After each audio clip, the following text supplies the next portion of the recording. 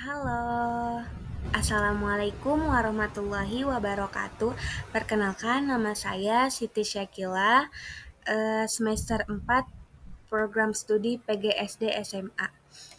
Di sini saya akan mempresentasikan tentang keterampilan berbahasa Indonesia modul 1, 2, dan 3.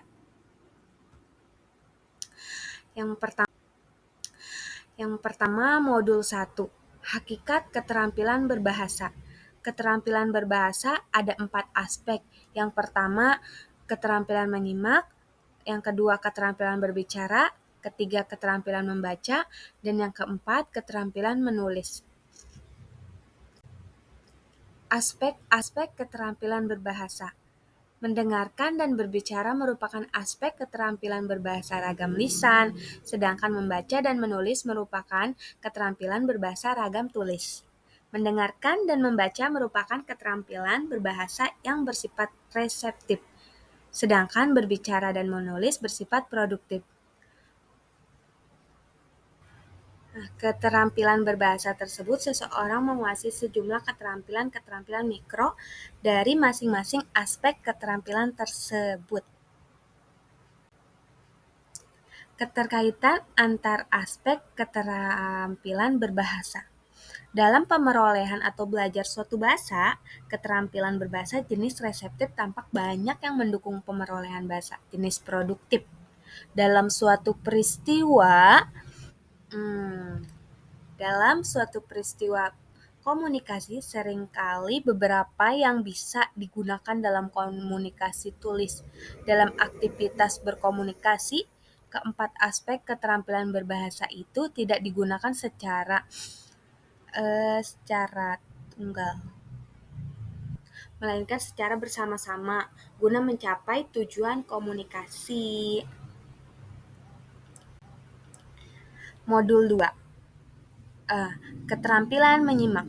Menyimak bahasa adalah suatu proses kegiatan mendengarkan lambang-lambang lisan penuh perhatian, pemahaman, serta investasi, memperoleh informasi, menangkap isi, serta memahami makna komunikasi yang tidak disampaikan oleh pembicara melalui ujian atau bahasa lisan.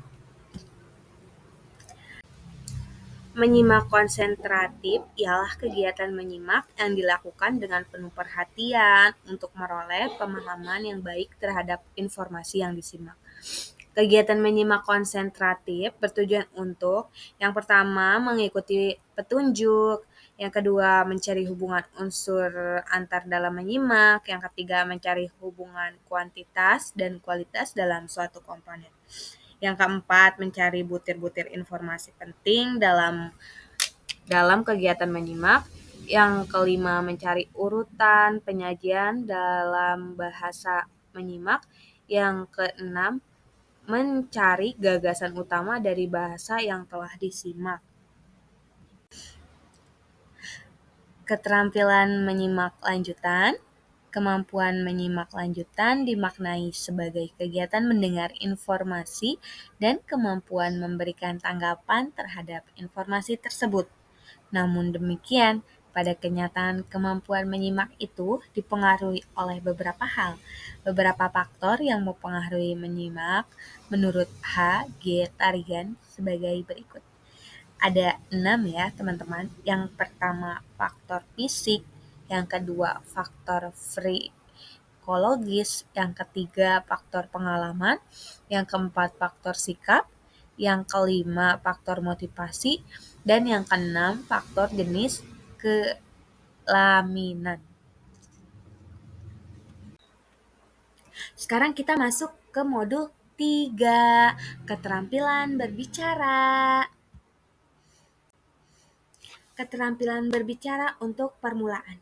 Keterampilan berbicara permulaan berfungsi untuk yang pertama, mengungkapkan pikiran, perasaan, dan informasi, menggambarkan sesuai baik benda, tempat, orang, ataupun suasana. Yang ketiga, menjelaskan prosedur secara sistematis. Yang keempat, memerankan tokoh, cerita, dan deklamasi. Yang Kelima, menceritakan pengalaman, menanggapi, dan menyarankan, serta yang keenam, melakukan komunikasi dan elektronik. Keterampilan berbicara lanjutan. Kemampuan berbicara lanjutan berkaitan dengan kemampuan bermusyawarah, berdiskusi, berdebat, dan berpidato, serta menyampaikan biografi orang lain. Hal ini dapat diwujudkan dalam proses belajar mengajar. Kemampuan tersebut memerlukan latihan. Berlatih, bermusyawarah, dan diskusi dapat membantu meningkatkan kemahiran seseorang dalam menguasai keterampilan berbicara. Selesai. Terima kasih. Sebelum selesai. Terima kasih. Sebelum menutup, aku punya pantun. Naik delman, turun di kota. Jangan lupa membeli alpukat. Demikian presentasi Kila, semoga bermanfaat. Dah, assalamualaikum warahmatullahi wabarakatuh.